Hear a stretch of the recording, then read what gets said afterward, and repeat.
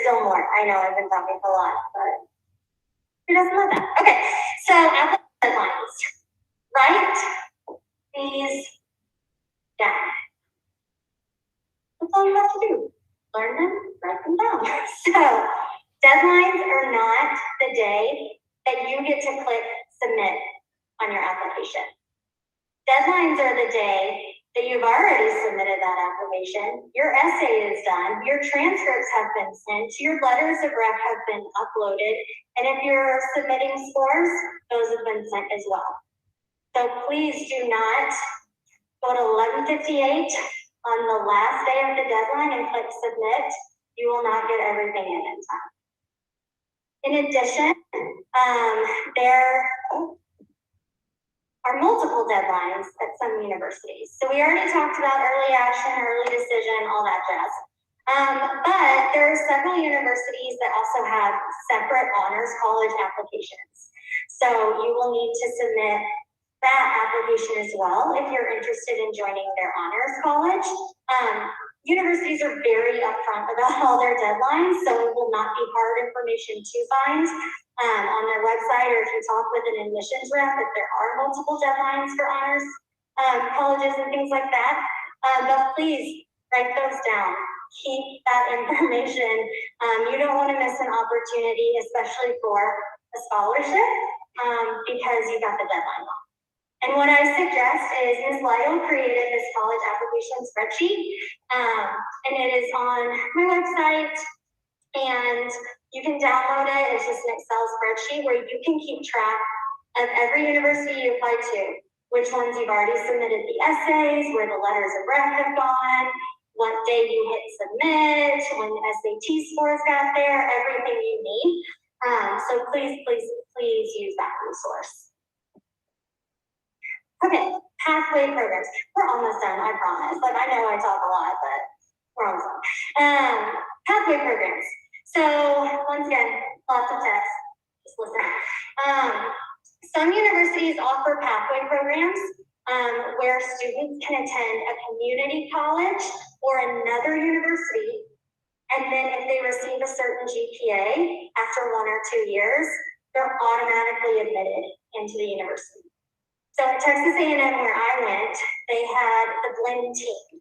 So if you were given the option of you weren't admitted, but if you do blend team, you can take that option. That means you would enroll at Blend, the community college that was right down the road in College Station. And if you, after 2 years, had above a 3.0, you are automatically admitted into Texas A&M. So it is a wonderful opportunity. If that is your dream school and they have it, it might be a good option for you. With these, I just suggest come talk to me, come talk to your parents, and just figure out if that's the best option for you, or if attending a different university is the best option. But just come see me and we'll talk it through. Most universities track interest. So like I said, I remembered when I was reviewing applications, students that I interviewed. I also remembered the students that came to every single college fair I was at, all the intro dinners, they came to visit campus. When I was at their school, they came to hang out with me. I remembered those kids because I knew they were super interested in my school. So please make sure if your university comes to STEM, first of all, come down and say, hello, I'm so-and-so, remember, name, face, and go to as many opportunities that they give you as possible. So whether that's visiting campus or, once again, I'm bringing up A&M, but I know A&M had an interested student dinner. So go to things like that if they're hosting them for you. Really show that you are interested and committed to that university. Waitlist advice. So getting waitlisted might be a possibility, and that is okay. So if you are super interested in a university and you're waitlisted, it's very important to stay in contact with the admissions rep. So maybe that means at semester, you send them your improved GPA transcript or a mid-year report that shows all the challenging classes you're taking and how you got A's in all of them. Or maybe it's that you got an award or achievement since that original application and you feel like that could push it over the edge a little bit. Or if you have an updated resume or additional letters of rec from teachers that say, no, I went to that university. I know you would be a great fit there. Let me write you one. Send those. Always send those. And just any other information that you would find super helpful to say, yes, I'm going to be a good fit at the university, and here's why. We had students that would sometimes email like newspaper articles that were written about them. Great. I love that. I love that you're volunteering with dogs and you're 16 and you're training service dogs and this is going to be your pathway. Tell your admissions officers things like that. So anything that might be helpful. Letters of continued interest if you are waitlisted. While it is imperative that you contact the admissions counselor with this letter, there are several universities that won't even look at it. So please, if you are waitlisted, come talk to me and we will figure out if that is the university that is going to look at that letter of continued interest or not.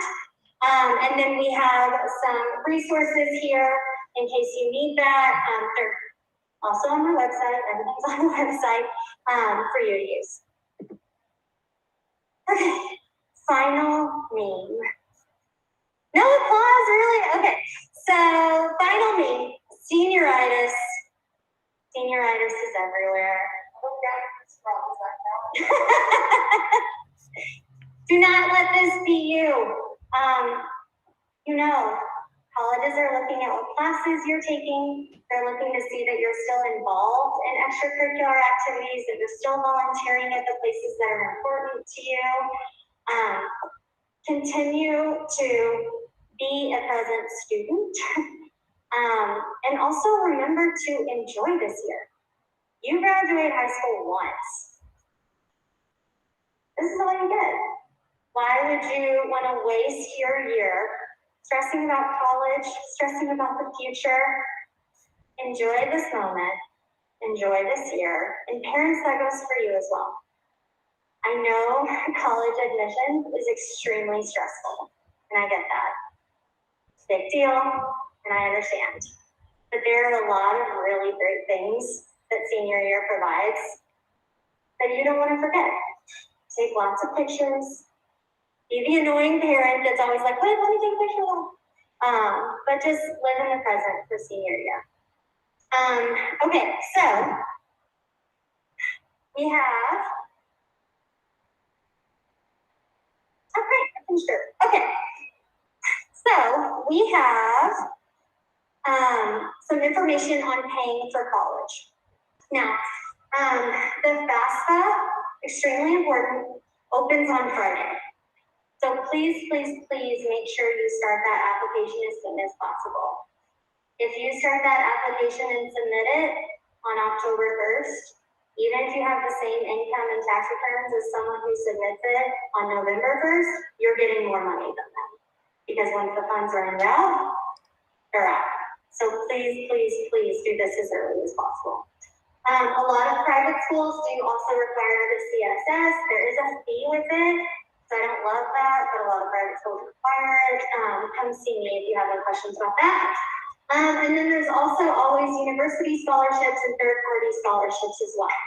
What I am going to say about all of this is that I am creating a scholarship-only newsletter. So that will have all of the updated scholarships that I can find or companies send me for STEM students. It will all be on that newsletter, updated all the time. I'm working on it. November 1st is my goal for myself, so stay tuned. And then as well as, I know Ms. Lytle did a FAFSA newsletter, and it's great content. I'm not repurposing it, or I am repurposing it, I'm not remaking it. So I will be sending that out with this presentation and the slides, kind of your college packet. So that has a lot of really helpful information as well.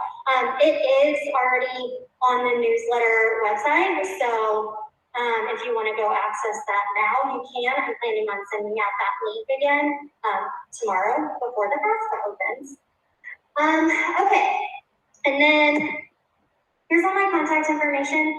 I had a sign-in sheet, and one of the questions for parents was, do you want me to email you the college and career newsletter every month? Please, you do. It's a lot of information, and I get that, but it is where all of our visits are located, college fairs that are close. That's where students, you fill out if you've been accepted into universities. That form is on there. So please, please, please sign up for that. I email it out on the 1st of every month, and that's the only email you'll get. However, as things change, I update it. So you won't be getting emails that say, hey, Kelly made a change, but if you check back, you will see that it is always the most up-to-date information that I have.